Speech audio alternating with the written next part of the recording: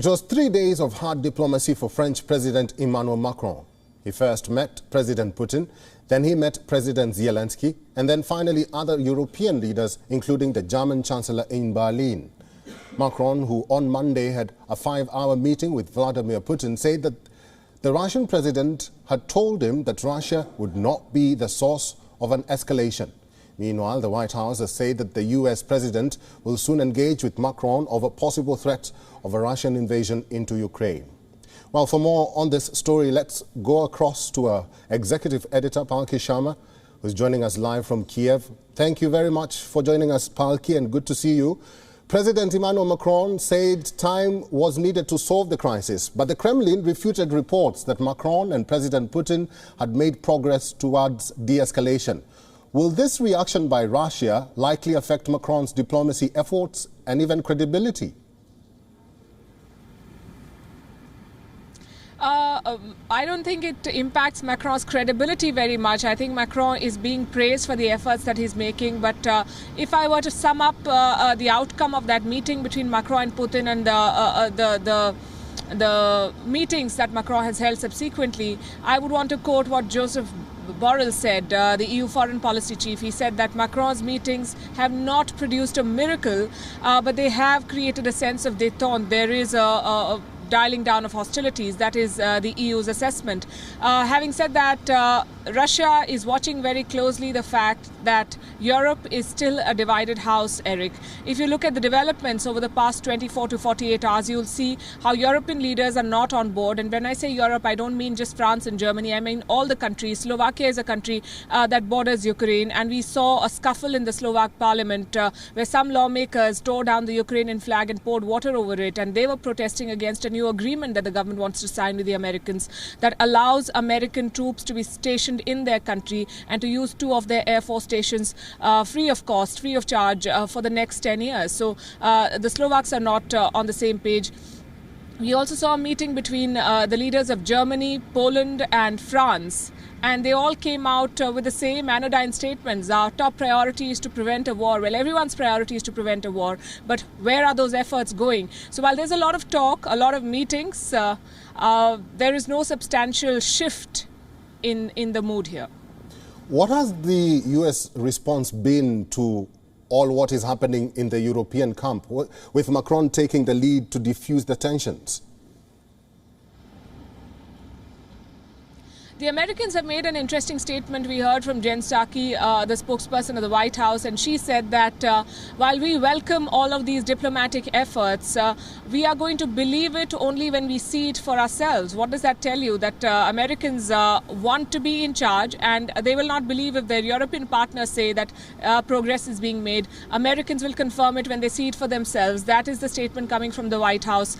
We've also seen some interesting statements from Paris. A French minister saying that Europe does not want to be drawn into Joe Biden's war, and if he wants to cancel Nord Stream 2, it should not be incumbent upon Europe and European powers to follow suit. So first we heard the German Chancellor Olaf Scholz, or rather did not hear him making any commitment on Nord Stream 2, and now a French minister coming out and saying all of this. The Americans continue to say that there is no saying what Putin does. We do not trust the way the situation is developing, and we cannot say for sure when he is going to act and what he's going to do, but we have kept all options open. So that is the statement coming from America. They're doing their own diplomatic push at the same time, asking American citizens to evacuate Ukraine unless they're diplomats, and that is sending out a rather strong message. Well, after this statements from the US, what do you make of statements by Russian leaders that the United States was the only country standing to formulate an agreement to de-escalate tensions in Moscow?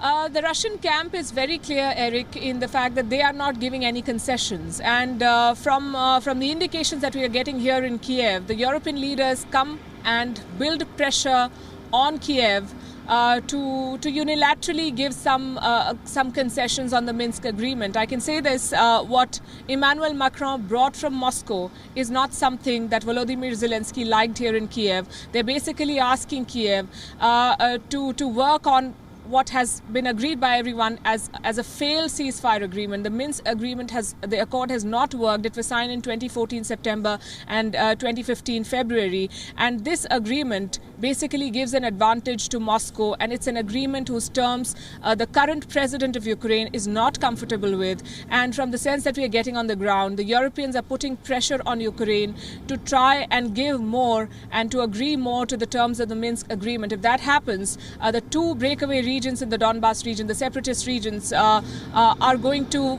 further come into Russia's sphere of influence. That will give a political and government representation to separatist leaders who are closer to Kremlin, who may potentially have the veto power to Ukraine's foreign policy decisions. And that is something that the government here does not want, and that is something that the Europeans, especially Emmanuel Macron, seems to be pushing at this point. Finally, Palki, are Ukrainians still preparing themselves for any eventualities, and do they still feel like a war is brewing? Oh, absolutely. Ukrainians are not taking any chances while life goes on, and this is something I've been saying from day one. There is a sense of fatalistic calm. People are going about their business, but at the same time, apart from doing their day jobs, they're also training, they're also picking up arms, they're also refurbishing bunkers and bomb shelters. And we've met multiple people here who say that I'm doing it to protect myself and my family and my country, and not just the citizens of Ukraine. Later today, we'll be bringing you a report on how foreign citizens have also joined this war from 27 nationalities. Thousands of people have come to join hands with some of these paramilitary groups, and they say that they want to fight against Russian aggression. So that sentiment is very, very prevalent, and the distrust with the Russians is very evident in every conversation we've had, at least with the people in Kyiv. Live from Kyiv, Ukraine, thank you, Palki Sharma. WION is now available in your country. Download the app now and get all the news on the move.